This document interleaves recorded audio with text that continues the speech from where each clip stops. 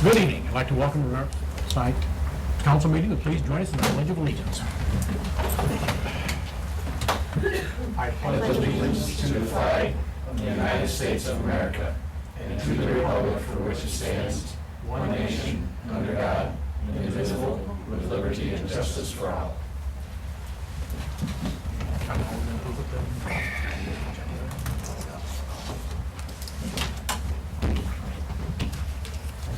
Call the meeting to order and open the roll call.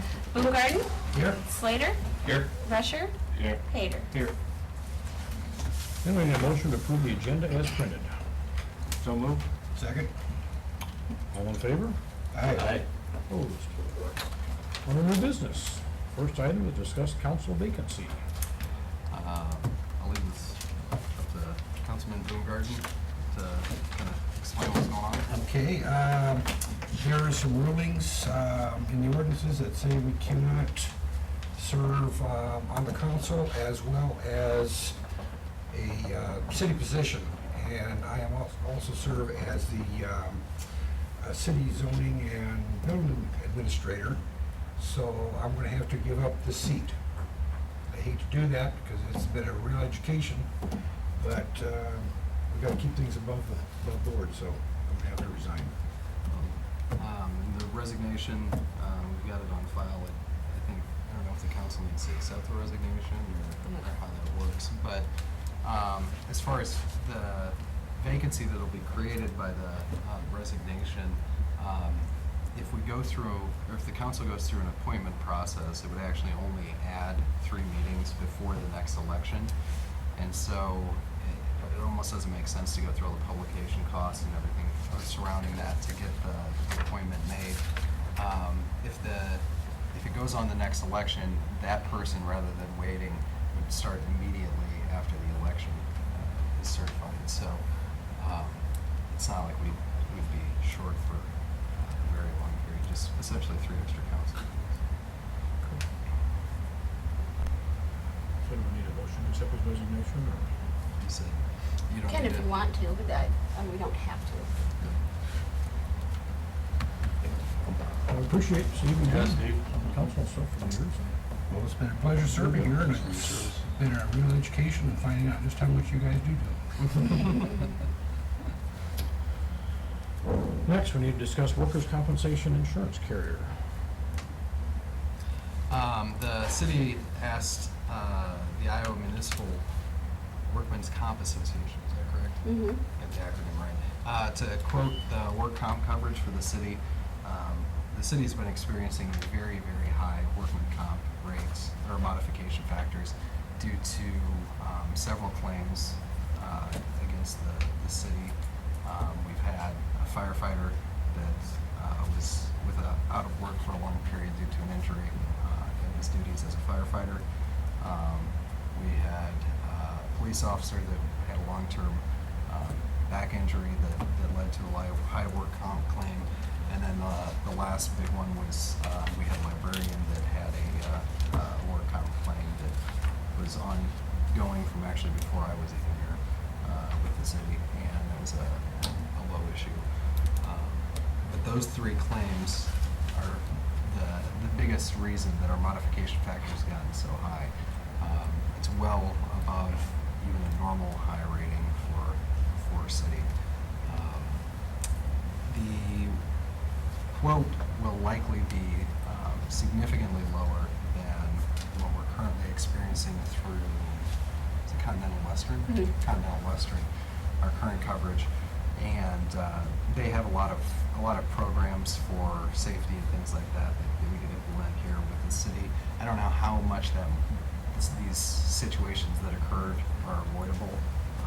When you're talking about public safety, many times they're running in when other people are running out, so you create a situation where people are likely to get injured.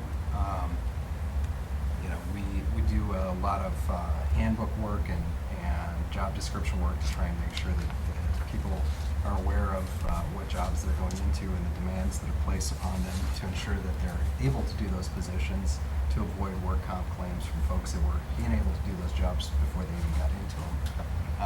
One thing that we would likely add is physicals before anyone started any position with the city.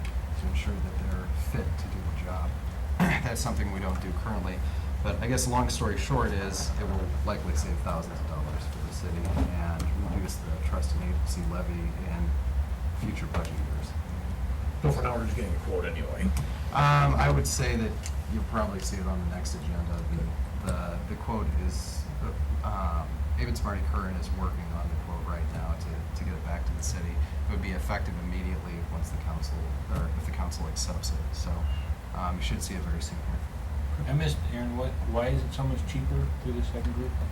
They're a nonprofit. They're through the League of Cities. So the Iowa League of Cities, it's kind of a branch of the Iowa League of Cities, is this Workman Comp Association.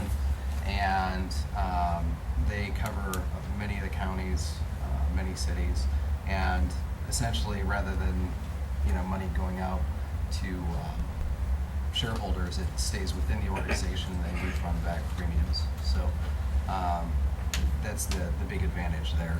Also, they have a lot of experience with cities, so they're much more familiar with those protection class individuals that many times have very high work comp claims. Yeah, I think policemen and firefighters for sure, EMTs.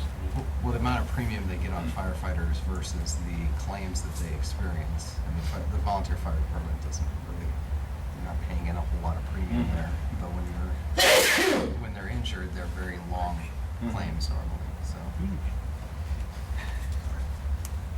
I don't want the guys not running into the building because they're worried about the insurance. no.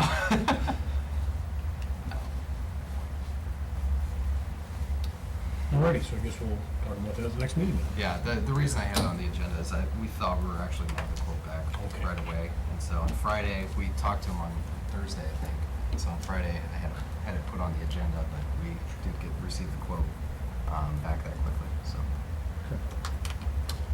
On the resolutions, we get a motion to approve the following proposed resolution number 2013-90. A resolution accepting an offer to purchase a property described as Lot 4 and the west 6 feet of Lot 3 in Block 56, Original Town, City of Humboldt, Humboldt County, Iowa, commonly known as 710 4th Avenue North.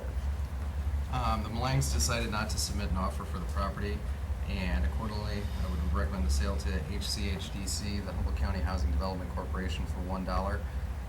Again, the property would be used to construct likely it'd be sold for about $130, but it'll probably be about $150 after the discount for some of the LMI funds that are being used. Did we offer this to other realtors and stuff, I mean, or not, or is this? I've Probably. talked to about every Okay. realtor realtors are in town, interested. Okay. and I shopped it around to a lot of the builders to try and, I guess I didn't talk to all the realtors, I talked to all the builders who might be interested in the land, and, they're pretty busy right now, so. Publish notice too. Yeah, and we publish, Okay. obviously, publish notice Sure. for state requirements.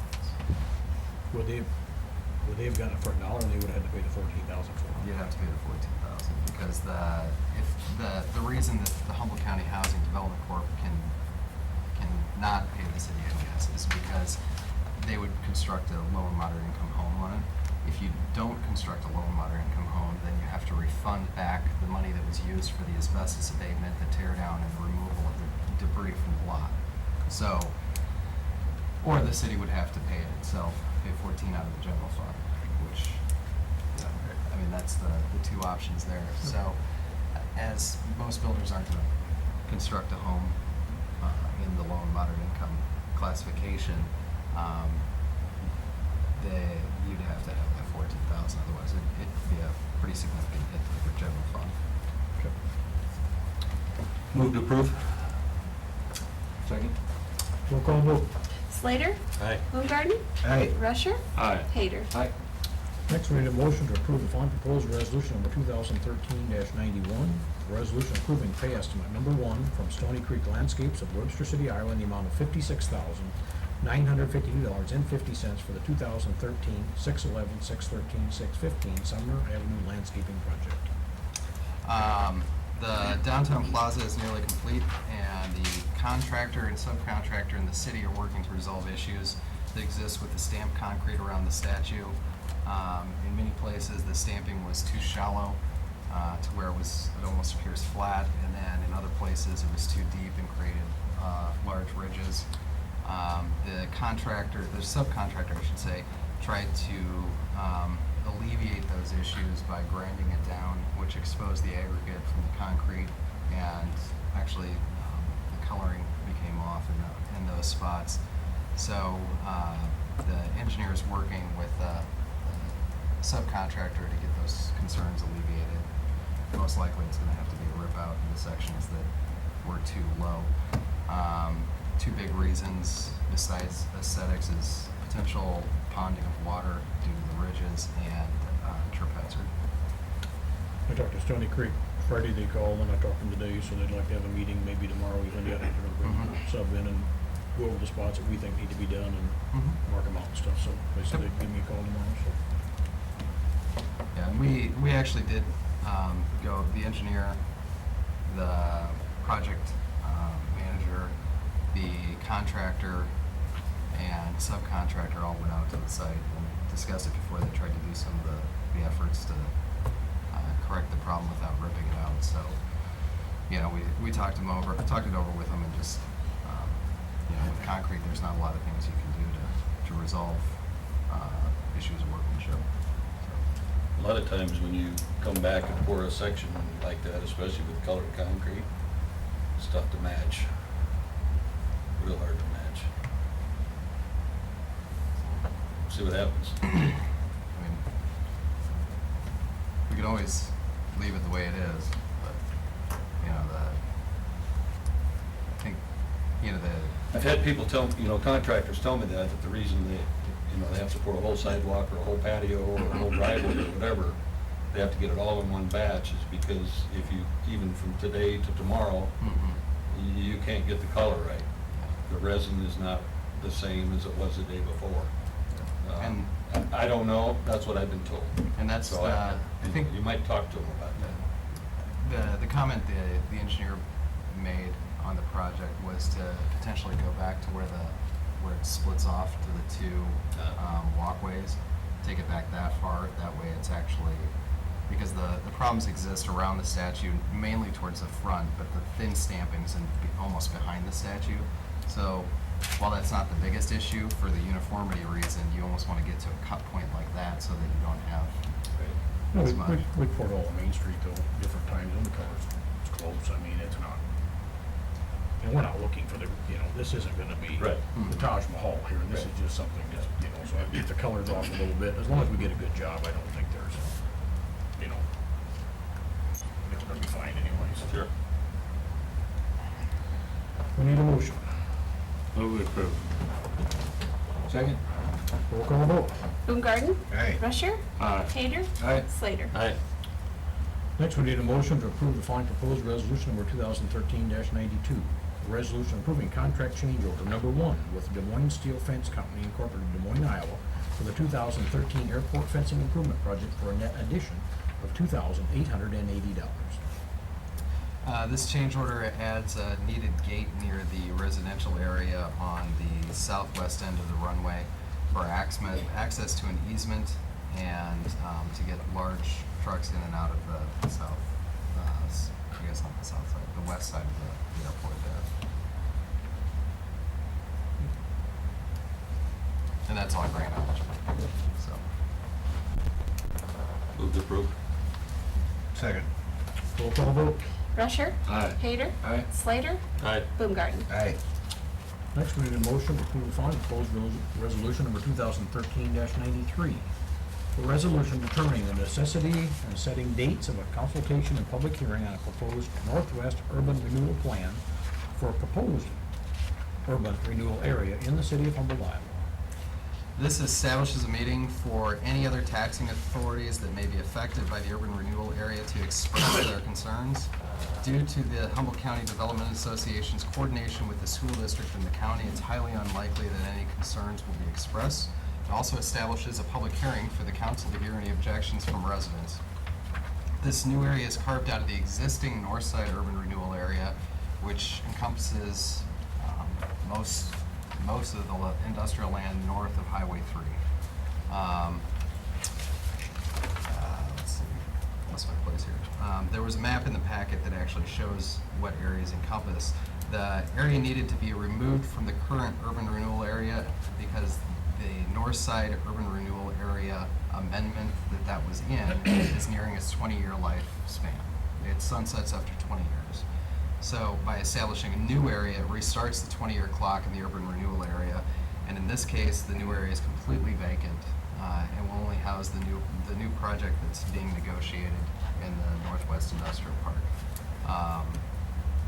So there's no loss of increment because you're not removing any other than the ag value of that land. You're removing. So this way, any potential infrastructure projects in that Northwest urban renewal area could be funded by the increment that exists from this project.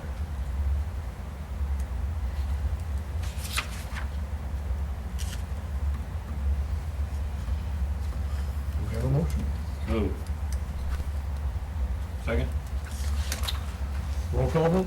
Hayter, Aye. Slater, Aye. Baumgarten, Aye. Rusher. Aye. Next, we need a motion to approve the following proposed resolution number 2013-94. A resolution setting dates of a consultation and a public hearing on a proposed amendment, number 7, to the North Side Urban Renewal Plan in the city of Humboldt, state of Iowa. This is the same action as above, except for the north side urban renewal area amendment, and not the new area. It's just the removal of that land that will be in the northwest urban renewal area. One other thing I would add is that there are placeholders for future development agreements that are incorporated into the urban renewal plans, and a carry forward of infrastructure projects that existed in the previous amendments to the north side urban renewal area. So all the language stays the same. It's just the amounts are adjusted as it moves forward in the years. That way we are in compliance with the Iowa code. So move. Second. Roll call vote? Slater, Aye. Baumgarten, Aye. Rusher, Aye. Hayter. Aye. On the ordinances, we need a motion to approve the final reading of the following proposed ordinance. An ordinance amending the Code of Ordinances of the City of Humboldt, Iowa by amending Chapter 167 pertaining to airport zoning regulations and to direct the city clerk to publish the aforementioned ordinance in ordinance number 2013-12. This simply updates the airport zoning code. As I mentioned at the last meeting, still trying to figure out with the county how it's going to interact